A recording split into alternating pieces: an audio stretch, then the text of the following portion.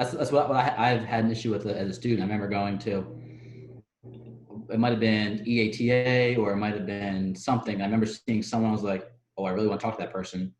And it's just hard. Like, what, like, you have nothing to say. You have no idea what you have in common. How do you start a conversation? And I think that plays into a lot of things in life, but just in general, just introduce yourself, say, hey, I'm so-and-so. I go to school here. I just want to introduce myself and then see if how they reciprocate the conversation. If it's someone that you perceive as status, and go from there. I mean, how are some ways you've connected with people in the past? I think just that way of, hey, I'm Chelsea Best. I work with IU football. Whether it's just another person in football or someone that works in NFL or someone else that works at a different level, sports, school. I just lead with that and try and do some info on them, whether it's like I Google them real fast. The best ones were second year of grad school. Remember when I was basically stalking all of the NFL team scouts? And I pretty much had like Google pulled up on my phone constantly. And Dan would always be like, go talk to them right now. So I'd have to pull up like the head athletic trainer's name for that team. I'd have to know that guy's name. And I just kind of bop on over, introduce myself. Hi, I'm the second year GA with football. Please tell so-and-so I said hello, I applied. Yeah, when they came to Delaware for Like when they were doing scouting at practices and stuff, I harassed so many scouts. And I think I would come home and tell you and Pat, and you guys were like, all right, whatever. After the first two, you were like, oh, okay, Joe. Excited for a little bit.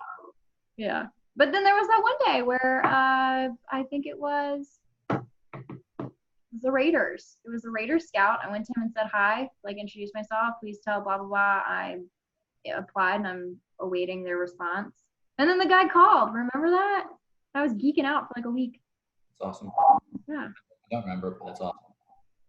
There was like so many of them, but I'll remember them vividly. Like yesterday. No. Yeah. What do you do? What's your go-to? My go-to? Yeah. Lately, it's been email. Perfect. What are those like? All right, you're in a place where you see someone, you're like, oh my God, it's that person. I mean, as of lately, I can use my status a little more. Yeah. It's a little easier where I'm on a level playing field to an extent. So I go to winter meetings and there's people that I've talked to, and which is kind of cool. It was the first time I got to meet them in person that I interviewed with like 5-6 years ago for a position I didn't get at the time. And it's cool to meet them in the person at first. I'm like, hey, I'm so-and-so. I think we talked about 5 years ago, and I try to get into, whatever organization it was. And that starts a conversation, and they go, oh, you're, at your ex team now and your position, how's that going for you? And then it starts a conversation just because I'm in it. So I have a lot more in common, and we know a lot of people in common. But for people I don't know, I would just say it starts with, like we just said, like introducing yourself, asking them questions. Best way to get someone to talk about themselves is to ask about themselves and start asking questions along those lines and see where it opens up from there, I guess. Yeah. Do you guys think you're at that level now where you're the person that someone else is geeking out about talking to? Like, have you been in a place yet where you're like, you don't realize it, but there's probably a kid there or a student that's like, oh my God, it's Nick Jensen. Sign some baseball cards. I think my overall disposition scares people away. Just a play. That's fair. It scares me away. It's still interesting when people call me Mr. Jensen or whatever it might be through email or through phone call. If I just call someone just to check up and, hey, got your resume across my desk. Just figured I'd call and say hello, and just find to hear, I was in their shoes and I would go, oh, Mr. So-and-so, like, great to talk to you. Thank you very much for the opportunity. And so it's just cool being the other side of that. But at the same time, it's just, you go through it and it's cool. Like it almost loses its nostalgia. I think that's where, like the other day I had to step back and be like, I am in a really cool place in life. And actually just feel grateful for that. I just recently had one of my coworkers remind me, because I overheard one of my friends just like jokingly saying like, Chelsea's so intimidating. And it was kind of those weird, like, what? What do you mean? And my friend was like, Chell, you're in the Big Ten, like you're a woman in football, of course you're intimidating. Like there's not a lot of you. And so I don't know, sometimes I just think that like, am I the person that someone's like, oh gosh, it's her? Like, I don't know. It's just funny to think about. I think Wishful students thinking. were intimidated by grad school. Oh, all the students. My students now are still intimidated by me. Game Day Chelsea's real, and she is frightening. Hat on, hair back. Said what? Hat on, hair back. Hat on, hair back. Is that a man? Is that a woman? No. Cindy doesn't know. My mom literally has no idea who I am during games. The first year I was at IU, it was me, and then we had a shorter strength coach who was blonde. She would always send me pictures of him and be like, looking great. Like, that's a man, Cindy. Thanks.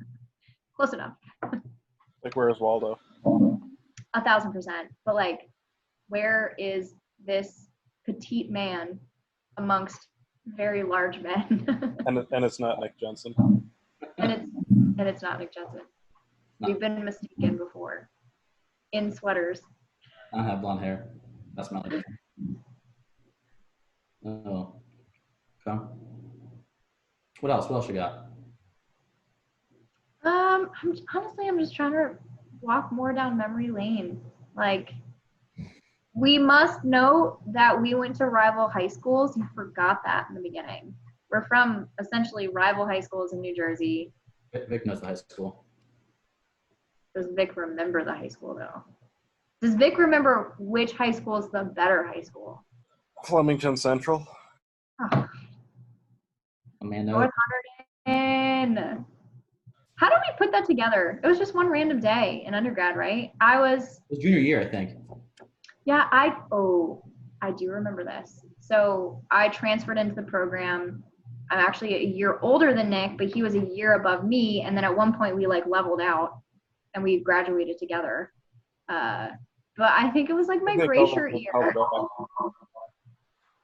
No, I went for a 5th year. Victory lap, that's what my parents call it. My super senior year. But no, it was my first year at ECU. I was like trying to make connections within the program. I vividly remember going up to Nick and be like, oh my God, you went to Hunterdon Central? I went to North Hunterdon. Da, da, da, da. And you were like, okay. And like walked away from me. Nice, Nick. Yeah. We like weren't friends the first year in the program. And then we bonded over something. How much Central is terrible, probably. Go Central, beat North. Beat Central. We had shirts. It was a whole thing. It was a whole rivalry. But to think like I probably ran around the baseball field while you were playing and track and crazy. Who would have thought? Who would have thought? Yeah. Nick, what do you got? What are you passionate about learning more about currently in the medical field?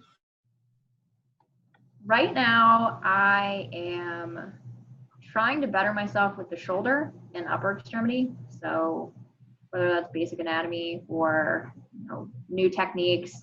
So Jacob Laverman, again, our PTAT, he's a wizard, some might say, with it's Wingardium Leviosa.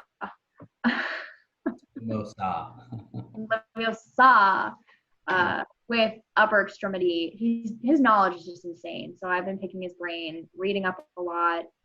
Shoulder is not my strong point at all. Basically back, hips, I'm golden. So I'm trying to be better in that sense of just being more knowledgeable with that complex. So that, when my students ask general questions, I can at least fire away general answers. So do you have a certain method? I know you said asking the wizard, but is it anatomy, or how do you kind of go about learning more about it? I'm a big fan and low-key a child of anatomy coloring books. So for 10 minutes every night, I'll turn on a podcast or just random music and I'll sit and color like a couple pages. And for me, that helps me remember anatomy. And then the book that I have, I should probably like dub it in right now, but it has like insertion, origin, action, And then I'll the next day just sit there and look up better exercises, better just activations for that general area. And it's so basic, but it's, I don't really deal a lot with the shoulder coming from football. It's very much back and below, unless you're a QB or you have a kid that's just inherently lax in the shoulder. So I'm great with everything else, and I just know that's one of my weaknesses. But coloring books, watch. You can be 30 and still love a coloring book. That's what I'm passionate about, coloring books. Well, you've done FDM, FMS stuff, dry needling. Yeah. Anything else I'm missing? FDM, we just got Graston certified, which was, we've been using Graston since undergrad, but we officially got certified. Cups, but you can't really get certified in that in the US. Dry needling, I think you said that. Yeah, a ton of soft tissue stuff, which I'm all for. Want to do some courses, but right now Rona's kind of limiting that opportunity for us.